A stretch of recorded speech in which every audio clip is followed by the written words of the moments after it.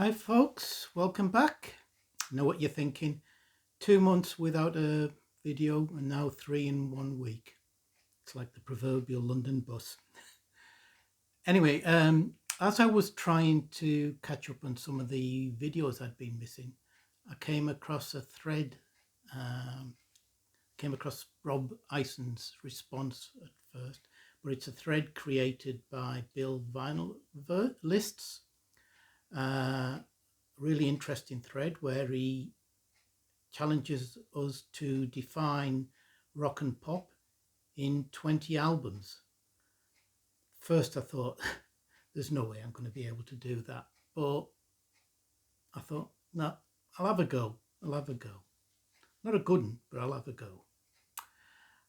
So there's quite a bit to show, so let's get on with it.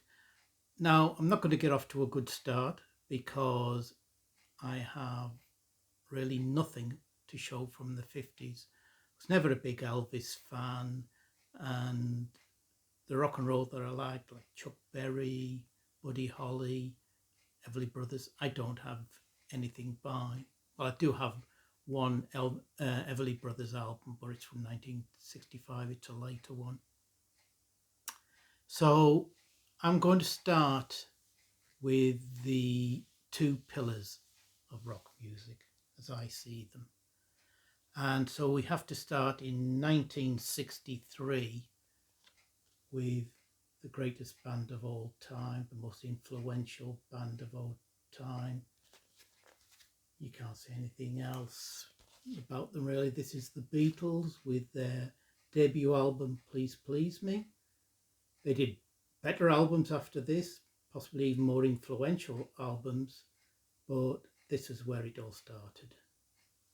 So, the Beatles. The other pillar is Mr. Zimmerman, Mr. Dylan, and especially lyrically, he even influenced the Beatles in that respect. Rock lyricism wouldn't be the same without him. So I've chosen to go for Bringing It All Back Home, which was one side acoustic, one side electric, and shows that shift from acoustic troubadour to electric rocker. But you can't have, I think, any history of modern music without these two acts. Moving to 1966. Now, a big thing, especially over here in the UK, was the British blues boom, which the Brits took to their hearts and exported back to the Americas. And to represent that, I'd show, obviously, Mr. Mayle and his Blues Breakers featuring Eric Clapton. This is where the whole Clapton is God graffiti started. That's a massive scene in the UK, the British blues boom. Hundreds of bands came out of that. But I think this is probably the most influential album of the lot. So we move over to the States and to the year 1968 for the next one. And it is the Byrds with their album Sweetheart of the Rodeo. There you go. Which might not have been exactly the first country rock album, but it popularized that genre and brought it to the attention of the populace. So it's generally seen as one of the most important of its type.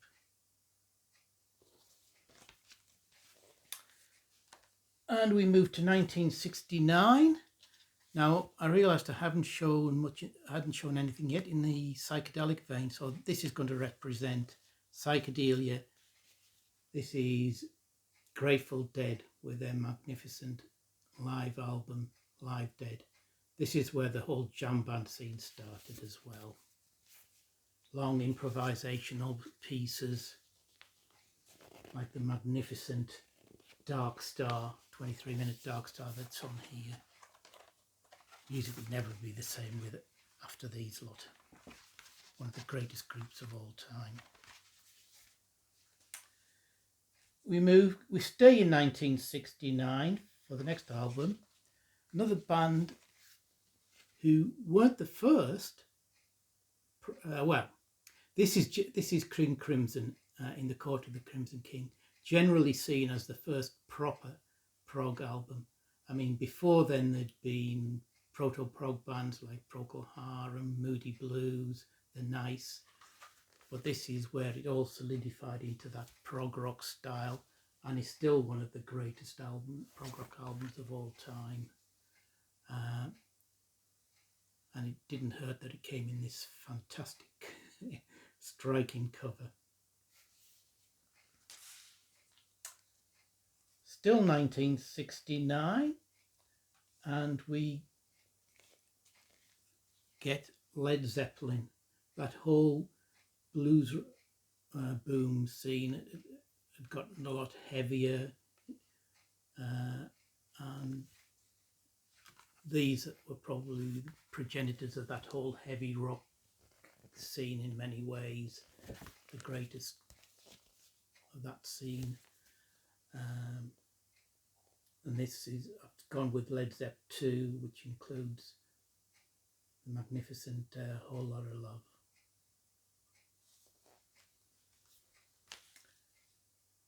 And we're still stuck in 1969. Great year. For my next choice, this is the 8th of my 20, and we go with the Fairport Convention and Legion Leaf, voted the most influential folk album of all time. And still, if you get a band covering a traditional number, it'll be described as in the Fairport vein. And it didn't hurt that they had two of the best songwriters in the band, the great Sandy Denny and the magnificent songwriter and guitarist there is Richard Thompson. That's it. Fairport Convention, electric folk. Moving to the next year, 1970. Now, and we have Black Sabbath with their first album, self-titled album. Now, probably heavy, this is classed as, again, as possibly the first proper heavy metal album.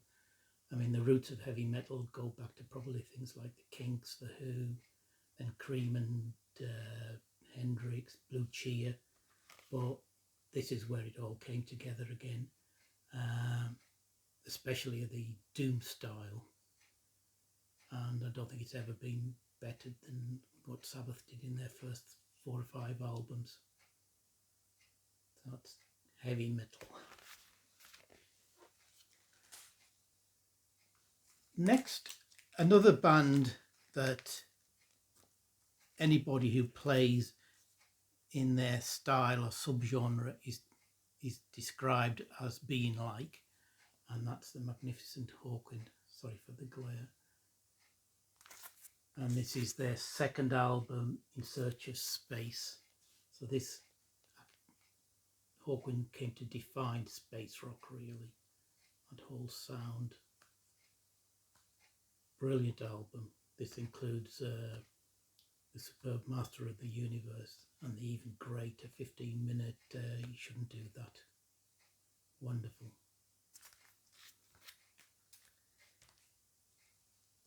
And next we go to 1971, same year as In Search of Space.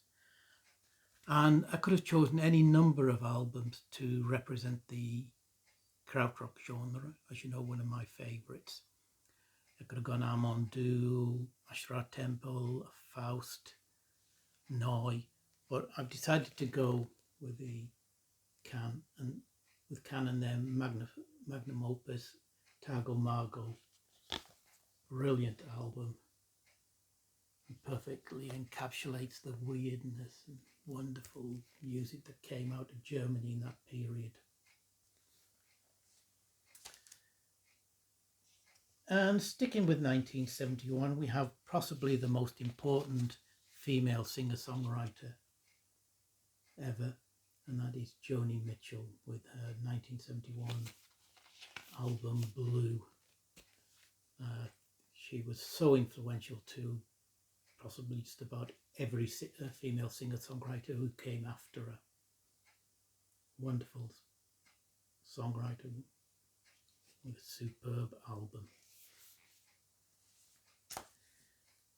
Now, I couldn't let these mythical aliens, Martians that Bill described coming to Earth, and we're having to show them these albums.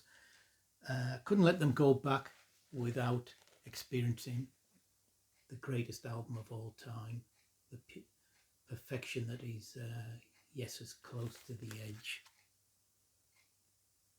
As I said, this is the epitome of power, beauty, everything that's good in music. And if they only took one album back with them, it would have to be this one.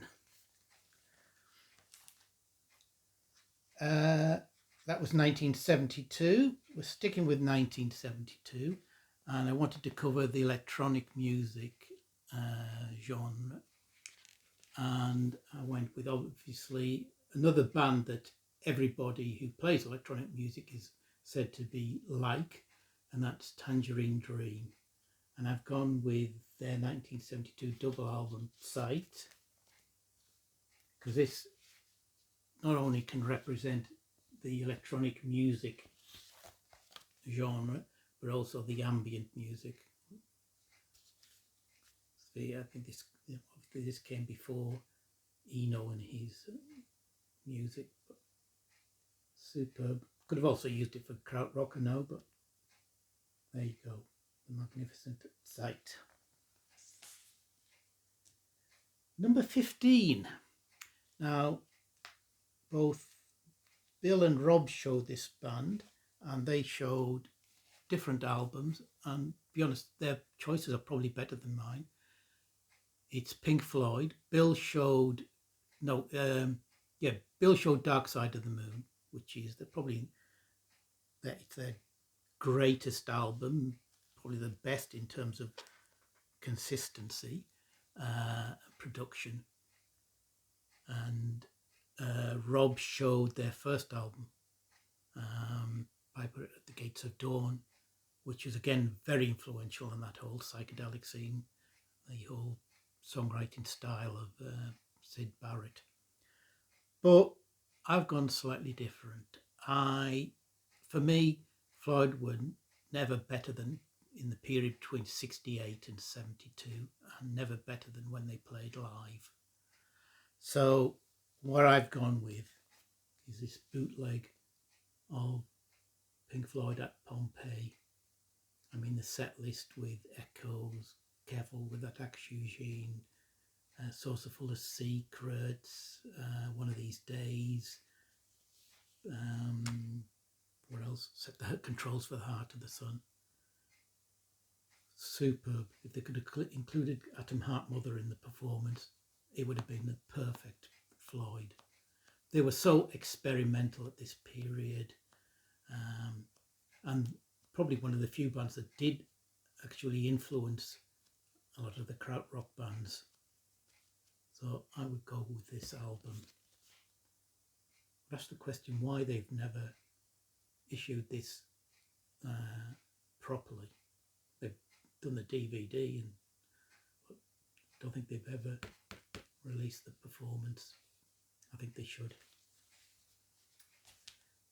Next up, and this has to be shown, this is 1973, and this is probably the only band that I know of that actually created their own genre, and that is the Magnificent Magma and Mechanic Destructive Commando. They created the genre known as Zool.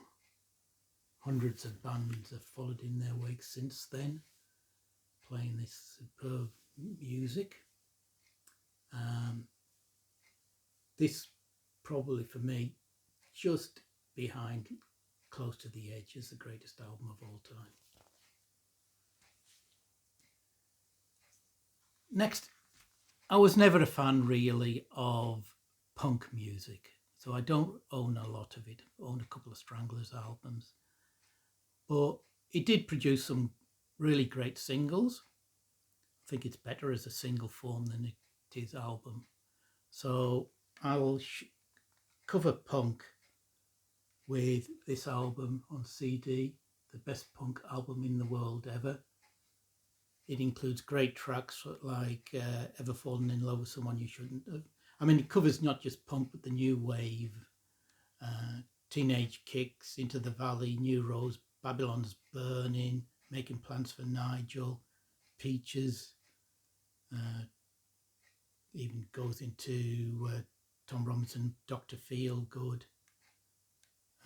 You get the Motors Dancing the Night Away, superb song. So it isn't always strictly punk. But I think that covers some of the best punk tracks ever. The only problem with this album is both CDs start with the most god-awful band that ever stood on a stage and tried to play music. The Sex Pistols, awful band. I'm going to get killed in the comments, I can see about that, because they're loved by so many people, but I just can't stand them. Sorry. Their music would probably have the same effect on the Martians as the Earth's microbes did with the Martians in War of the Worlds. There you go. I'm going to get kicked out of the VC now. Last three. 1978. And we have Kraftwerk with Man Machine. Obviously highly influential on the whole electronic dance scene, electro pop. They obviously sort of came to popularity with the Autobahn album and its title track, but this is, I think, where it all sort of came together. They were still an experimental band, I think, at that point, and even with Radioactivity, but this is where it all solidified and that whole image that a lot of bands took on as well. I prefer the earlier material, the first 3 or 4 albums where they were more experimental, but you can't deny the influence they had.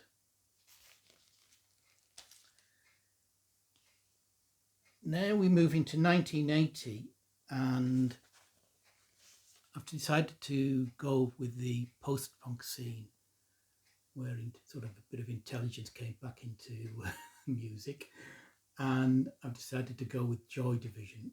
Excellent band. Most people would probably go with their Unknown Pleasures album, but I've always had a softer spot for Closer. I think this is her second studio, isn't it?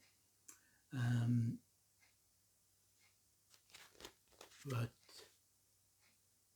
it's a shame they didn't do any more after that, unfortunately, due to tragic circumstances. And finally, I'm going with the new wave of British heavy metal and Iron Maiden, another 1980 album. This is their first album. People often go on about punk being this great last, people-driven scene from the working classes.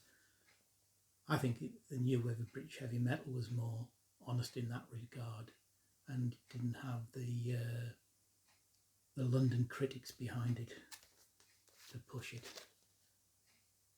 And I think metal went downhill after the new wave of British heavy metal. You got hair metal and the rest of it, which I'm not keen on. But Iron Maiden were a really good band. Still are a good band. So that's my choice. And you'll notice the last album was 1980. What does that say about the 40 years since? I hated the 80s. To paraphrase the old song, House of the Rising Sun, and many a poor band, it was the ruin of many a poor band. The whole style, 90s weren't much better. To be honest, I think there's superb bands around at the moment, superb music being produced, but it tends to fly mostly under the media radar. So it's not as upfront as great music used to be. And to be honest, a lot of music, good music that's being produced, harpens back to the types of music I've just shown. So that's my choice. Don't be too hard on me on in the comments, please. I've now said one or two contentious things, but there you go. Anyway, thank you very much, Bill, for setting that thread going. Really interesting. I'm now going to go and try and watch some of the other entries, see what they've come up with. Everybody, take care. See you soon.